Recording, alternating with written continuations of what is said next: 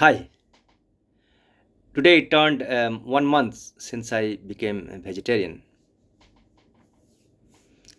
I try this on and off. Last time I tried about 6 months and then I fell back. Um, for me, being vegetarian is a moral issue. I find it immoral and unethical slaughtering animal for our food. I mean, even if you ever seen an animal being slaughtered, even a chicken, you realize how gross that process is. But I don't hold that. That cannot be a reason for most people to become vegetarian because most of us get our produce in the supermarket, and we don't see how that food is obtained. So that cannot be a reason for becoming vegetarian for most of us. Um, but I'll give three simple and direct reasons that I use for me becoming vegetarian, how that helps. See, when I eat non-veg food, the only vegetable that I have in my pantry is potato and onion. I mean, I eat one item with my rice and roti. So rice or roti. So if it's a chicken or a mutton or fish, then that's all I eat, and with that maybe some potato. That's it. But when I become vegetarian, I am forced to eat vegetable. My fridge is full of all sorts of vegetables. So I consume a lot of vegetables and lentils and everything else.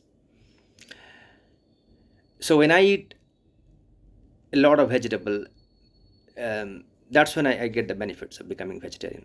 So the first thing that happens when I become vegetarian is that I get amazing bowel movement. So constipation is gone. I get a clean start every morning. And at my age, that's a big deal. And as I grow older, that will become ever increasingly a more important thing. So that's, I think, is a very important motivation for becoming a vegetarian. The second reason is a vegetarian meal is a very pleasant and wholesome meal. Um, it doesn't smell. Your house don't smell. Your hands don't smell. I don't have to wash my hand 2 3 times by soap to get rid of the smell. I don't get a thorn stuck in my gum or my throat, or tissues in my teeth. I don't have to floss every meal. Overall, it's a more pleasant experience, the meal itself. And when I finish the meal, I get a lot more satisfying experience. So that's the second biggest reason of becoming vegetarian. Third one is I lose weight. So whenever I turn vegetarian, within a month, I lose at least a kg, sometimes even more. I mean, last time I lost about 4 kilos. So I don't know what it is. I mean, maybe the vegetarian food has less calories, or I eat less. But whatever may be the reason, I lose weight. So that's the third reason. So all these three put together is a compelling reason for me to turn vegetarian. I mean, even if non-vegetarian food is very tasty, it's probably not. I mean, vegetarian food can be equally tasty. But even if it was, I mean, how much time I spend eating? I mean, say 20 minutes a meal and 3 meals a day. So that's an hour. So compare the 24 hours of the day, that's a small percentage. That's what, 4%.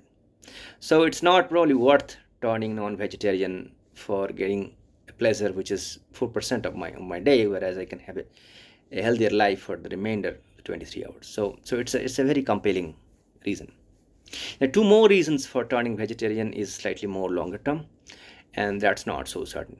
That's not so immediate. So the one is about disease, preventing disease. So if you look at the places where, particularly cancer and cardiovascular disease, if you see where meat is consumed, North America, Europe, there is a endemic of these two diseases in these two places, even with their super best healthcare system.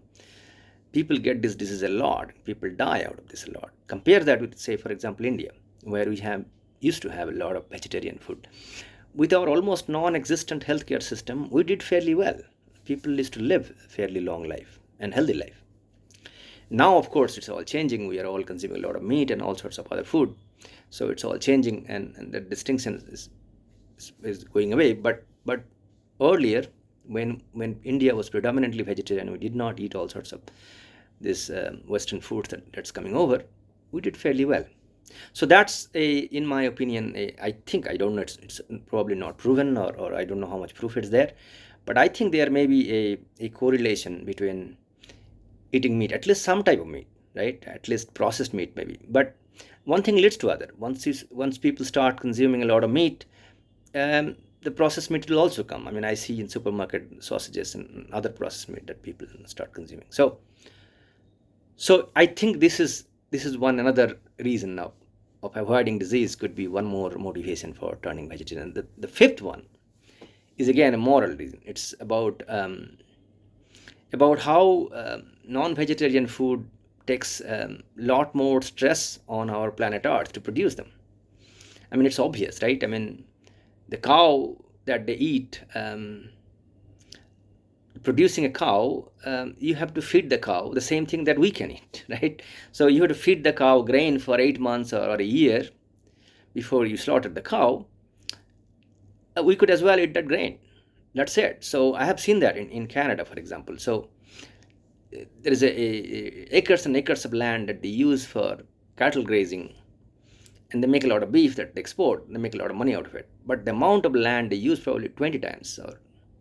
So if you take 1 kilo of beef and 1 kilo of food grain, I think it takes 20 times more land to produce the beef than the food grain. And as I said, it's obvious when you look at Canada. And if they export the same land to, say, for Bangladesh, for example, and they produce crops, we can probably produce 20 times more food using the same land with less amount of energy and water.